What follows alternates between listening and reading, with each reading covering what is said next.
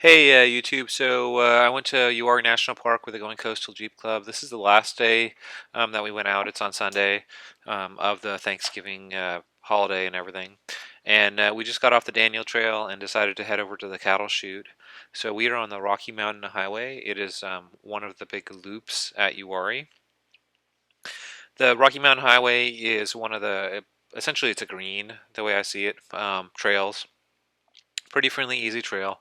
Along the Rocky Mountain Highway, one of the very well-known obstacles or objects or whatever is Poser Rock. It's just a large rock formation. You've seen it in another video. We're going to go there again, but this time it's with a slightly different set of Jeeps.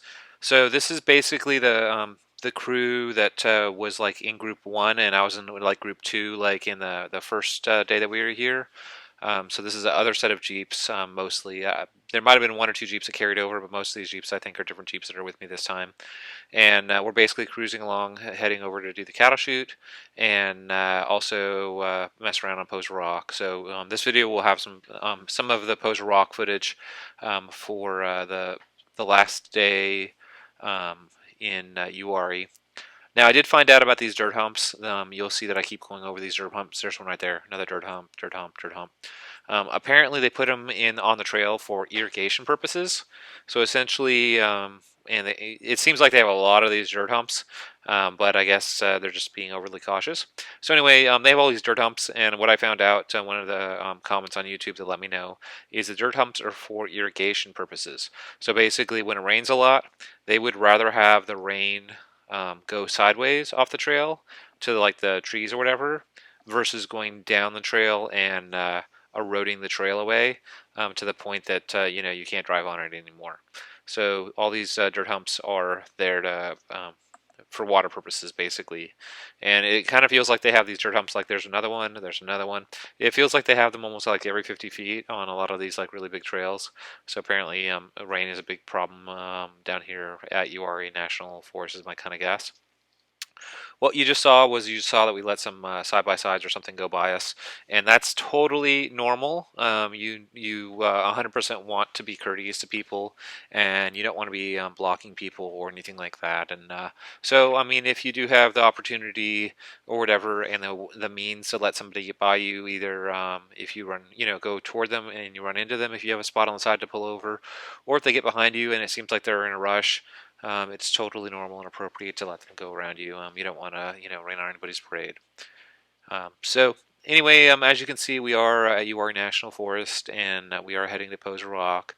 The video has been sped up significantly. We are not going this fast, obviously, and that's also why I killed the sound, because otherwise you'd be hearing all kinds of weird kind of noises because the video is sped up.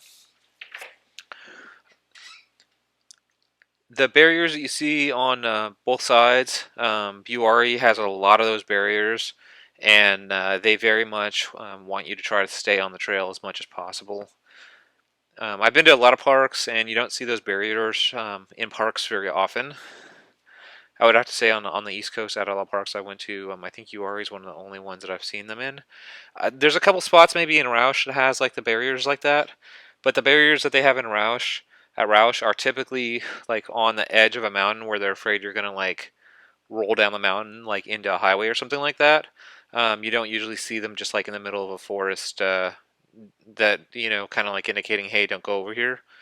Um, so anyway, they have all these barriers. You can see them. There's another barrier right there, and there are lots of barriers. So anyway, we're pulling up to Poser Rock, and there's going to be a little footage of us messing around Poser Rock. That's Lawrence right there in the fireman outfit. Well, it says fire on his back. He has the blue fire rescue jacket on, and his significant other, and Sebastian there with the blue and gold plaid. So I'm just gonna pick the camera up and walk around a little bit, and you're gonna get to see the other crew, the other half of the club that we had with us. And like this is by no means not the entire club. The Going Coastal Club is humongous. This is just like the other half of the people that were with us. And you can see here, it's basically the same thing. You're trying to line up to try to get these pictures, and it's all about getting the right angles. When you go up obstacles like this, Essentially, you typically want a little bit of an angle. You don't want to go straight up it. Even though in the picture you want it to look like you went straight up it, you typically want just a little bit of angle. So if you can get a little bit of angle, like I think she's trying to do that right now, you end up getting like one wheel to go up it, just like that, and then you can kind of turn into it, and that will straighten the Jeep out to make it so it's nice and flat. And that's like it's like that on all obstacles. To get you just get the first wheel up there, and a lot of times, like if you just go straight into something, the approach angle is so high that your bumper runs into it. But if you get that angle first, your wheel can actually start climbing up on it, and once you climb up onto it, you can just turn back.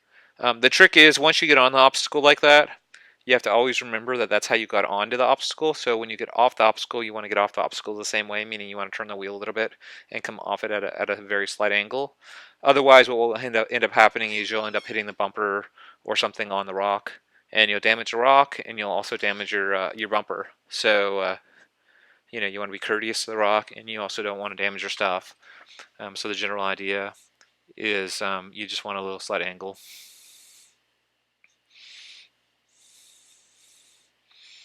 So anyway, we are going to move on to the cattle chute, and that will be the end of this video. So please like and subscribe, and hopefully a couple more videos, and then we'll be done with the Uwharrie videos, and then we'll move on to the next topic. Thanks.